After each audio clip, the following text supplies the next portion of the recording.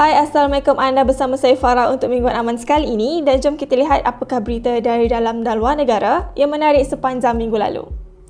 Baru-baru ini, ahli lembaga pengarah OpenAI telah pun melakukan satu langkah mengejut dengan memecat Sam Altman daripada jawatan CEO. Alasan yang diberikan adalah kerana mereka tidak lagi yakin dengan Altman untuk terus menerajui OpenAI kerana beliau tidak konsisten dalam komunikasinya dengan lembaga pengarah. Rentetan daripada itu, sejumlah pelabur OpenAI sedang menekan ahli lembaga pengarah syarikat berkenaan untuk kembalikan Sam Altman sebagai CEO. Ia turut dikatakan Sam Altman terbuka untuk kembali, tetapi dengan salah satu syaratnya adalah di mana semua ahli lembaga sedia ada meletak jawatan. Selain daripada perkara ini, Sam Altman juga dikatakan sedang merancang untuk membangunkan sebuah syarikat baru yang memfokuskan kecerdasan buatan. Pada acara Ignite minggu lalu, beberapa perkara baru telah pun diumumkan dan antaranya Microsoft telah pun memperkenalkan chip rekaan sendiri mereka iaitu Maya 100 dan Cobalt 100. Chip kecerdasan buatan AI Maya 100 direka untuk sistem Azure dengan ia sedang diuji untuk keperluan Bing dan AI dalam perisian Office. Pada peringkat awal, Maya 100 akan digunakan pada perkhidmatan yang ditawarkan oleh Microsoft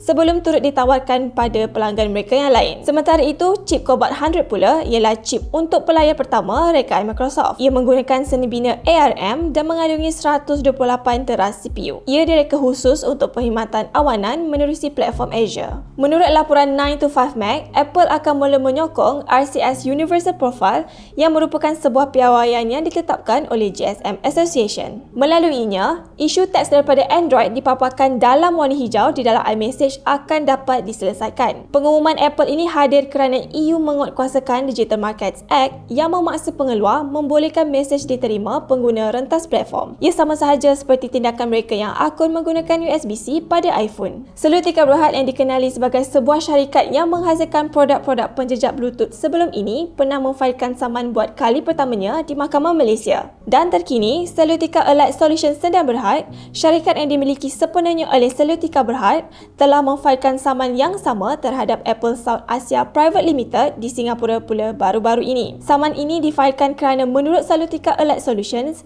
Apple South Asia telah melanggar sebuah paten yang dimiliki syarikat tersebut. Paten yang dikatakan oleh Selutika adalah berkenaan teknologi crosspair mereka. Kini, mereka sedang cuba untuk mendapatkan instruksi untuk menghalang Apple daripada membangunkan dan menjual produk yang dilihat melanggar paten mereka. Prosedur pemindahan mata sepenuhnya telah berjaya dilakukan oleh pakar dari NYU Langone Health pada Mei lalu. Kejayaan ini hanya didedahkan pada minggu lalu dan manusia pertama yang menerimanya bernama Aaron James berusia 46 tahun. James mengalami kecederaan teruk pada wajah selepas kemalangan melibatkan voltan tinggi di tempat kerja. Beliau menerima pemindahan wajah bersama dengan sebiji mata kiri yang didermakan oleh seorang lelaki berusia 30 tahun. Prosedur pemindahan wajah dan mata ini mengambil masa 21 jam melibatkan 140 doktor, jururawat dan pakar kesihatan. SpaceX melancarkan kapal angkasa Starship buat kali kedua selepas kegagalan misi pertama mereka pada April lalu. Seperti misi pertama, misi kedua ini turut berakhir dengan kemusnahan roket Super Heavy dan juga Starship. Namun, kali ini ia berjaya dilancarkan lebih tinggi sebelum mengalami kegagalan. Starship dan Super Heavy juga berjaya menjalani proses perpisahan tahap pertama dan Super Heavy kemudiannya meletup secara mengejut ketika dalam perjalanan turun semula ke permukaan laut Teluk Meksiko. Starship kemudian meneruskan perjalanan ke ketinggian sasaran tetapi kemudian hubungannya dengan starbase terputus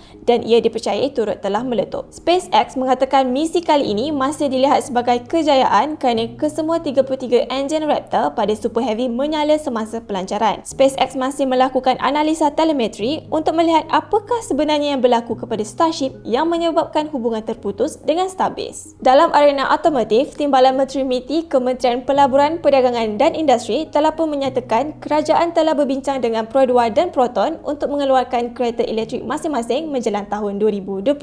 Dengan langkah ini, ia dijangka akan dapat hadir dengan kenderaan elektrik pada harga lebih kompetitif berbanding pada hari ini. Rentetan daripada isu pengambilalihan operasi Foodpanda di Asia Tenggara, kini Meituan pula dilaporkan telah pun mengadakan sebuah pertemuan dengan Delivery Hero dan berkemungkinan mereka akan mengambil alih operasi Foodpanda di Asia Tenggara. Meituan merupakan syarikat yang memfokuskan penghantaran makanan yang terbesar di China. Dengan mengambil alih Foodpanda, ia sekaligus akan memberikan akses pantas untuk Meituan dalam memperluaskan perniagaan di rantau Asia Tenggara dan memberikan saingan kepada pihak Grab dalam arena berkenaan. University Science Malaysia bersama SpaceIn yang merupakan sebuah syarikat yang memfokuskan kepada pembangunan satelit kecil kini melakar sejarah tersendiri. Mereka berjaya melancarkan satelit Pico pertama Malaysia ke angkasa dinamakan sebagai SpaceND, Space Advanced Network Technology. Antara industri yang dijangka akan menjadi tumpuan penggunaan SpaceN ini adalah termasuk industri pertanian, perhutanan, minyak dan juga gas. KTM Commuter kini telah mula menyokong pembayaran menggunakan kad debit di automatic control gate. Buat masa ini, ciri baharu ini boleh digunakan di semua stesen perkhidmatan KTM Commuter Lembah Kelang dan Utara. Hanya kad bank tempatan sahaja yang boleh digunakan pada terminal pintu kawalan automatik. 6 orang pegawai dari bomba dan penyelamat Alustar telah berjaya mencipta sistem pemintas frekuensi audio AFIS. Mereka merupakan pemenang anugerah inovasi perdana sektor awam 2023 dan berjaya mencipta sistem yang membolehkan kenderaan kecemasan seperti bomba, ambulans, polis dan sebagainya menggunakan ia untuk memintas frekuensi radio bagi kenderaan di hadapan dan seterusnya memaklumkan berkenaan kehadiran kenderaan kecemasan di belakang. Sistem AFIS ini dikatakan boleh digunakan pada jarak jauh, tetapi kini ia dioptimasikan untuk penggunaan sekitar jarak 200 meter saja. Maka berakhirlah Mingguan Aman sekali ini dan saya Farah, semoga kita berjumpa lagi pada Mingguan Aman akan datang. Bye!